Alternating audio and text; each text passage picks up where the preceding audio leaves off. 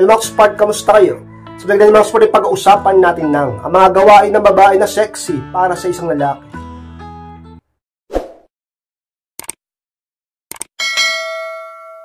At kung handa na kayong lahat, ay masarap po tayo. At muli, be inspired!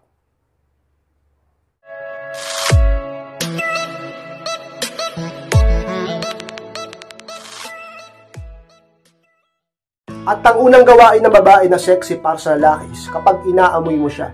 Yes, Max, isa yun sa mga talaga naman kapag ginawa mo sa partner mo, sigurado magmumukha kang sexy sa kanya. Dahil kayong Spark, kahit search nyo pa, basa rin yun sa pag-aaral. Alam nyo, nagdudulot ng saya sa partner nyo kapag ginaganyan mo siya. Kahit ikaw naman, sa'yo gawin niya, hindi po ba matutuwa ka rin? Baka makiliti ka pa, sigurado ako magkukulitan kayo. At baka amoy-amoyin ka rin niya. Kayong Spark, sa mga bagay, tips ko sa inyo upang ang partner nyo ay talaga namang mas maging romantic sa inyo at magmukha kang sexy para sa kanya. Amoy nyo siya paminsan-minsan, talaga namang magdudulot ng saya sa kanya, sa inyong dalawa, ka-inspire. At ang pangalawang ginagawa ng babae ka-inspire na sexy para sa lalaki is ang pagiging medyo suplada ng babae. Yan ang pangalawa ka-inspire. Ka-inspire, sexy ba yan sa paningin ng mga kalakihan? Yung pagiging medyo suplada? Oo, ka-inspire. Basta medyo suplada lang. Huwag naman yung sobrang suplada. Lalayuan ka ng lalaki pag ganun. At sakit sa ulo yun. Talaga naman ka-inspire.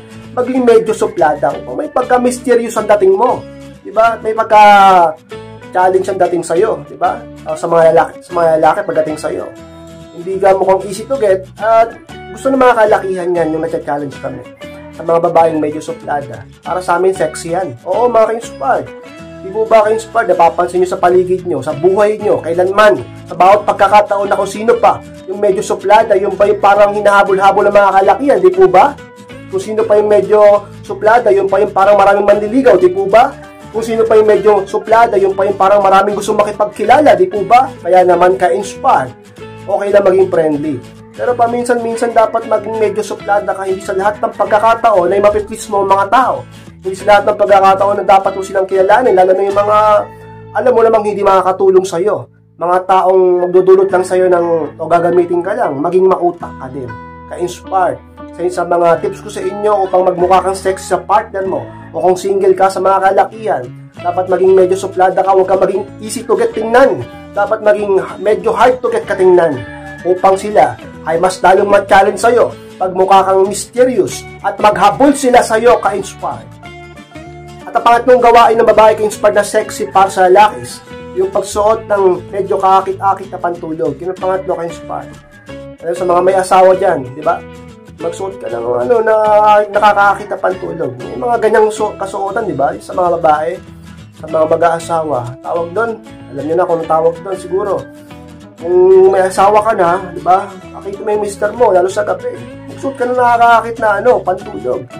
Upang sigurado kung lagi kayo nagre-wrestling o nag-arambulan, naglalabing. Kung problema sa iba, matutulog na lang, pa, parang hindi man lang nagayos ang sarili. Hindi man lang naglinis ng katawan. Kung hindi man lang kaakit-akit yung suot. Sabi ng iba, kailangan ba yung matutulog na lang? Kailangan suot pa yung kaakit-akit na suot? Kung gusto mo lang din naman na magmukha kang ladong sexy sa partner mo, sana siya maging malambing o malandi sa'yo, dapat umpisa mo sa sarili mo. Dahil siya, ma-attract lang naman sa'yo. Magkakaroon lalo ng interest sa'yo kapag ginawa mo yan. Kung ayaw mo naman, pwede rin naman kung ano lang suotin mo. Pero kung gusto mo na ang partner mo, sa ilang maakit, hindi siya matokso sa iba, at mas talo kanyang kabaliwan, gawin mo yan. Mahalaga na dapat palagi kang mukhang sexy sa partner mo. Napakahalaga na dapat lagi kang sexy sa mata ng boyfriend o asawa mo. Dapat mukha kang kaakit-akit palagi sa mister mo, upang hindi siya matukso sa iba, hindi siya maagaw ng iba, at ikaw lang lagi ang mahalin niya. Sa'yo lang siya palaging maging malandi ka-inspired, at ikaw lang palagi ang romansahin niya, at lagi siyang maseksihan sa'yo. Sa mga tips ko sa inyo, ka-inspire.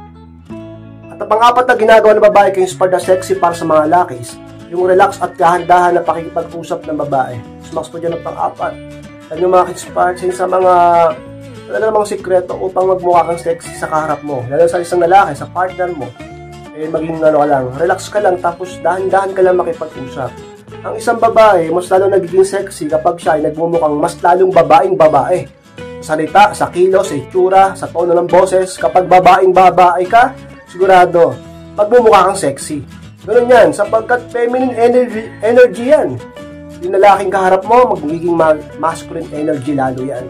Kasi yan nagkakamix yan di ba?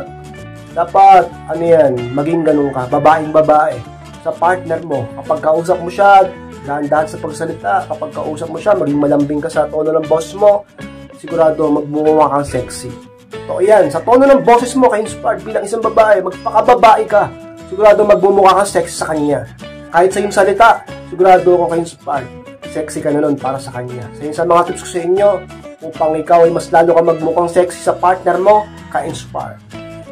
At ang namang ginagawa ng babae ka-inspired na sexy para sa lalaki is ang iyong pagyakap sa kanya ng panlamaki-inspired. Sa pinakasikreto, kung gusto mo na magmukha kang sexy sa partner mo, ay paminsan-minsan yakapin mo siya.